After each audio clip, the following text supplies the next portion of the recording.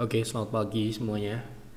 Ya, maaf ya, tadi malam kita tidak bisa live karena gangguan teknis dan terpaksa kita buatkan video ya. Ini sebagai komitmen kami untuk membantu Bapak Ibu dan memberikan insight setiap hari gitu ya. Oke, jadi ini kita anggap YEF Talk edisi 6 Mei ya. Jadi pembahasan di YEF Talk 6 Mei itu terkait saham BRIS ya. Jadi sebelum kita bahas saham BRIS, kita bahas dulu penutupan IHSG kemarin ya. Jadi IHSG kemarin pergerakannya nggak kemana-mana ya. Jadi masih sama dengan stock call, dengan YEF Talk sebelumnya, bahwa IHSG ini masih konsolidasi dan saat ini masih cenderung mengarah ke support gap ya. Support gapnya masih sama di 5920-an ya. Jadi itu adalah support terdekat. Sementara ini selama support tersebut belum ditembus, kemungkinan besar IHSG masih akan bergerak flat. Oke, kita langsung masuk ke saham BRIS. Oke, jadi ini BRIS ya. BRIS cukup signifikan kenaikannya 6% ya, meskipun indeks nggak bergerak kemana-mana, saham ini cukup positif gitu ya.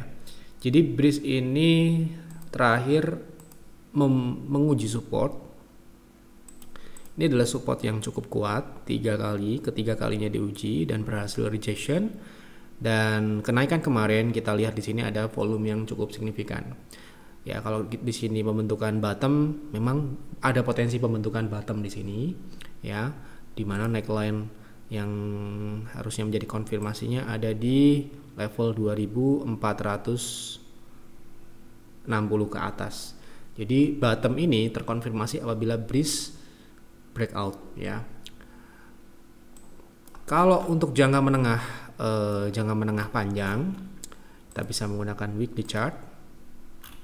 BRIS jelas masih dalam tren naik, namun koreksinya ini memang belum terkonfirmasi selesai sebelum neckline tersebut dipecahkan.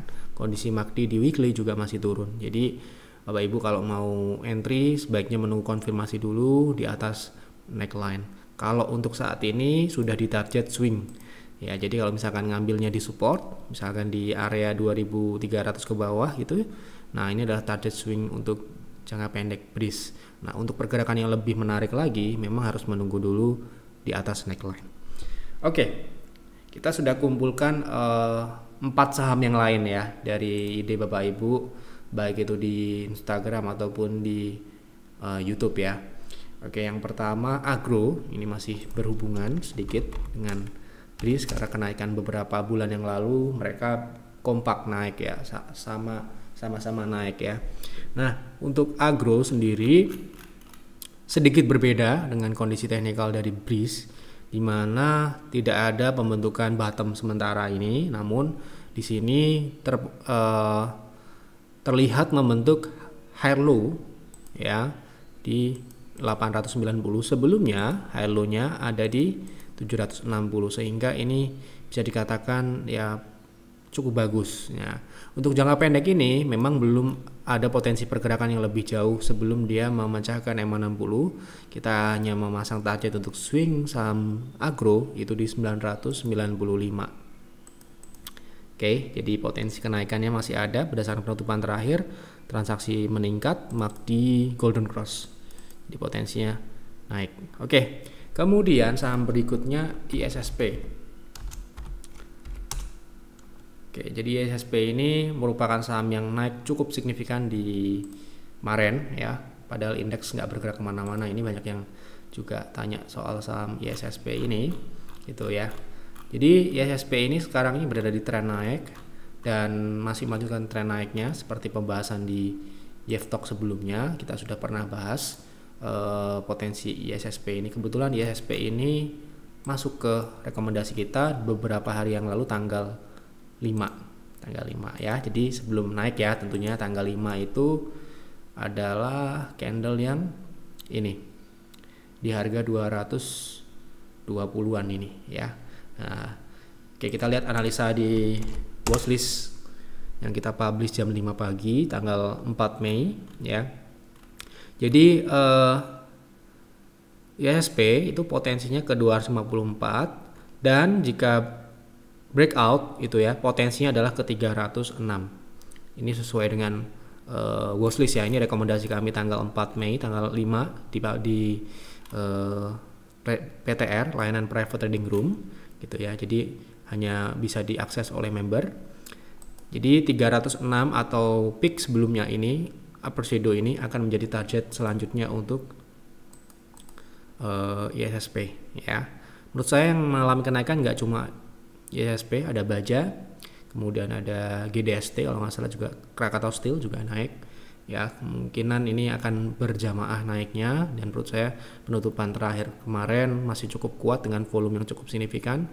Tapi untuk member yang sudah masuk di bawah, sebaiknya sih disiapkan untuk target profitnya dan disiapkan entry untuk exitnya, karena saham ini karakteristiknya adalah super agresif. Misalkan kita lihat kenaikan di Februari yang lalu, ketika dia naik besoknya juga turun, tapi secara arah memang masih naik ya, secara arah memang masih naik. Jadi kalau Anda plannya adalah swing trade dan sudah mencapai target, sebaiknya diamankan dulu. Nanti kalau dia ada koreksi, kita bisa ambil buyback lagi di harga yang lebih rendah. Itu strategi yang menurut saya cocok untuk saham ISSP ini ya, gitu. Oke, kemudian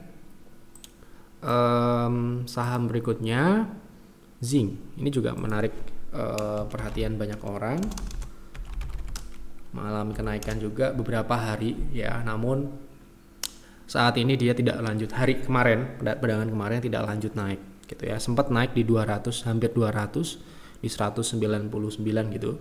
Nah, ternyata di situ ada resist yang cukup kuat gitu ya. Nah, ini ya pentingnya kita tahu saham ini adalah saham super agresif, sehingga ketika dia sudah naik seperti ini tidak disarankan untuk ikut-ikutan mengejar. Kalau kita sudah terlambat, sebaiknya jangan dikejar. Kenapa? Potensi bisa nyangkut di atas. Oke, kan saat ini ada candle netral dan memang masih cukup kuat untuk kenaikan lanjutan, masih memungkinkan. Saat ini dia sedang tertahan di 180-an, ini merupakan resist juga. Kemudian kalau kita melihat dari storiesnya, dia cenderung seperti ini polanya. Jadi kemungkinan ini akan mengulang hampir mirip dengan ini, sehingga harus hati-hati untuk masuk. Kami tidak sarankan di harga saat ini, di kondisi saat ini, karena ini sudah memasuki target swing untuk Zinc. Jadi potensinya paling tidak di 200 sampai dengan 234. Kalau Anda mau trading di sini mungkin lebih cocoknya ke day trade ya, atau scalping, tapi itu sangat berisiko, terutama Bapak Ibu yang tidak full time. Oke, berikutnya saham terakhir yang kita bahas di Yeftalk hari ini, MLPL ya. Ini juga banyak yang nanya ya. Kalau UNVR sudah kita bahas di Yeftalk kemarin, jadi Bapak Ibu masih relevan. Jadi sebenarnya banyak juga yang masih tanya UNVR, sudah kita bahas di Yeftalk kemarin sebelumnya, dan menjadi judul Yeftalk itu. Jadi Bapak Ibu bisa tonton ulang. Oke, untuk multipolar saat ini memang dalam fase koreksi dalam tren naik. Koreksinya masih seperti ini kemungkinan ya. Supportnya untuk multipolar ini kemungkinan besar mengarah ke support level psikologis 200. Untuk proses naik lebih jauh, dia harus turun dulu membentuk support sebelum ada kenaikan lanjutan ya. Untuk kondisi teknikalnya sementara ini masih mengarah ke atas untuk jangka menengah panjang, dan koreksi-koreksi yang terjadi Bapak Ibu bisa perhatikan di sini. Volumenya mengalami penurunan, jadi koreksinya ini masih dalam koreksi yang wajar, dan ini kemungkinan orang-orang yang ambil profit aja, yang sudah ngambil di bawah mungkin. Jadi sangat wajar, saham ini karakteristiknya super agresif, jadi penurunan yang terjadi bisa ARB, jadi harus diwaspadai jika ada penurunan yang signifikan dengan volume yang besar. Sementara ini penurunannya masih wajar, kemungkinan ini akan ada penurunan, kemudian nanti entah itu akan menguji support 200 atau EMA 60 ya. Bisa EMA 60 ini nanti karena ini support dinamis, dia akan menyesuaikan naik ke atas gitu. Jadi saran saya tunggu di support untuk masuk lagi di saham multipolar. Oke, begitu untuk Yeftalk kali ini ya. Terima kasih Bapak Ibu yang sudah menonton video Yeftalk. Jangan lupa hari ini ada